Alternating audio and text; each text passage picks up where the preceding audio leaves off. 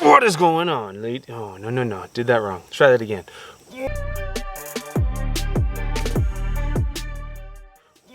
What is going on, ladies and gentlemen? Range video for you again. I've been loving these range videos. We have the Riton 3 Tactix 1-8x24 low power variable optics. Sorry, my sunglasses are annoying me. Before we get into the optic, I have one thing really quick. We got some new shirts. We got some new swag.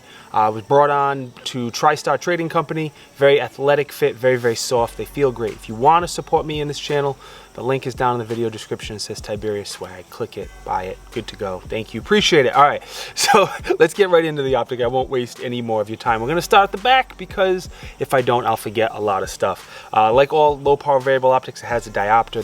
The range on this diopter is huge, much more than the average budget friendly optic. If you don't know what a diopter does, it kind of focuses the reticle to your eyes. It's a set of glasses for you and your reticle, is the corny analogy I use, but it just focuses the reticle so everything is crisp and clear. The eye relief in the eye box, I want to talk a little bit about that because for a budget friendly optic, it is good. It's very good. Eye relief is how far you can get away from the optic and everything still be clear and be able to see the reticle. And it's about 3.5 inches is what Riton rates it, and I would say that is just about accurate. Now the eye box is kind of left to right. How you can, if you don't get right behind the optic perfectly, can you still see? And again, for a $400 optic, it is very good. Sorry, spiderweb. The clarity was much better than I expected, again, for an optic that goes around 300-ish, a little north of $300.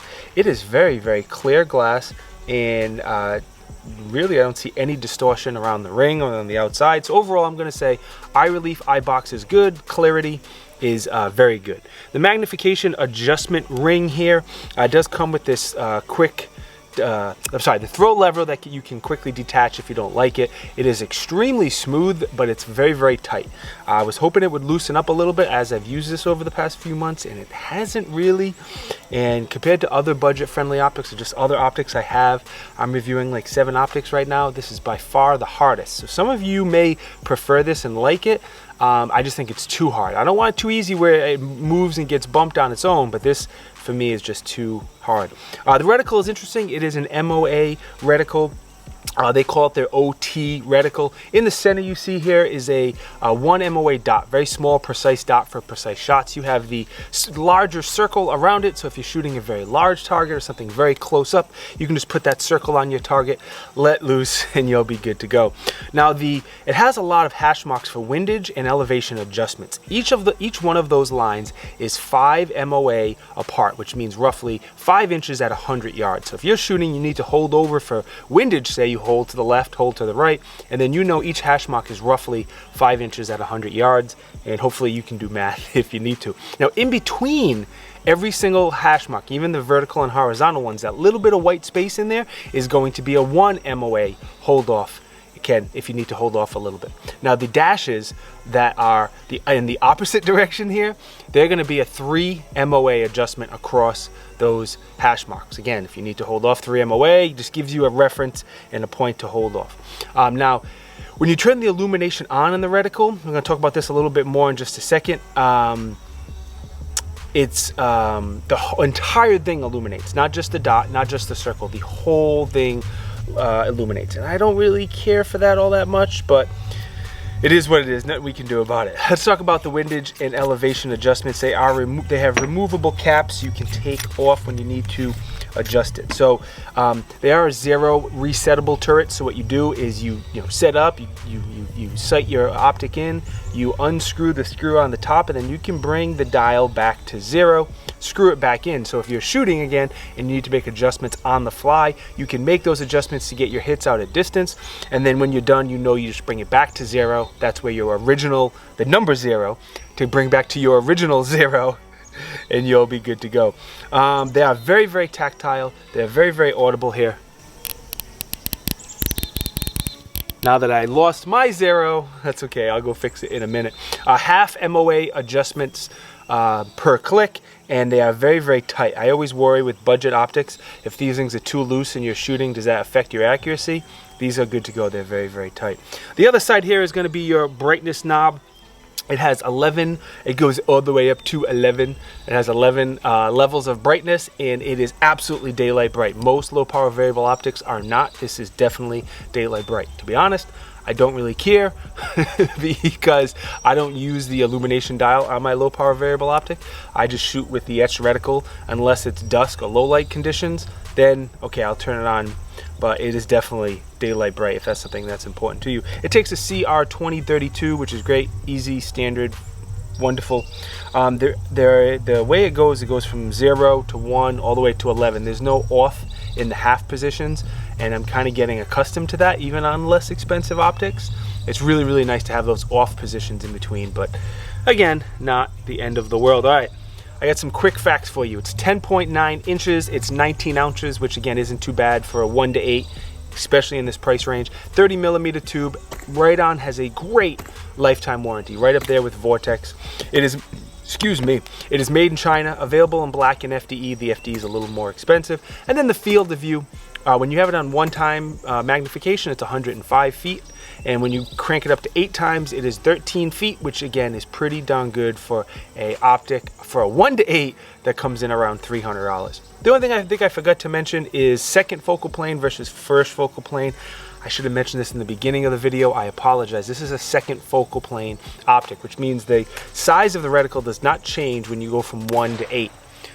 Disadvantage is all those holdovers that I told you only work at max magnification. If you're at 1, 4, 6, whatever, those holdovers are not going to be exact. They're not going to be true. They're still an okay reference, but not you can't do the math like I said with the different MOA.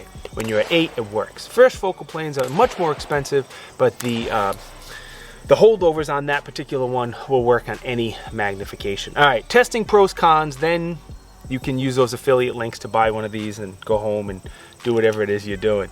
I've had this for several months. Right now I'm testing 6 or 7 different optics. They're all sitting over there on the table. Every time I come to the range, I've been rotating which gun they're on. So they all get different times on, spend some time on different guns. I have a 10.3, an 11.5, a 16-inch rifle.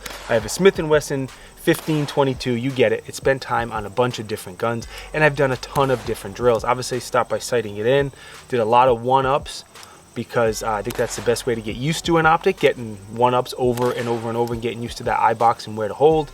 Bunch of different plinking on steel, different drills. You see the barricade there in the back. I shot it off the barricade as well.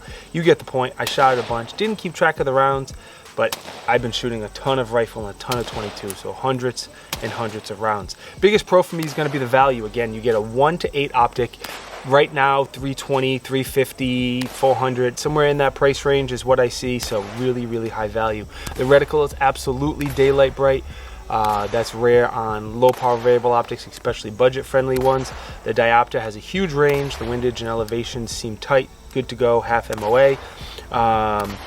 The clarity of the glass is very, very good. The eye box is decent, and the adjustment ring is very, very smooth.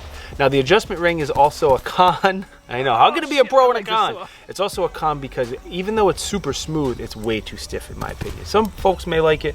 I think it's way, way too stiff, and I wish it was a little bit easier to adjust. The other con I have, again, this is a $300 optic. I'm being nitpicky, but I do like the off positions in the half location.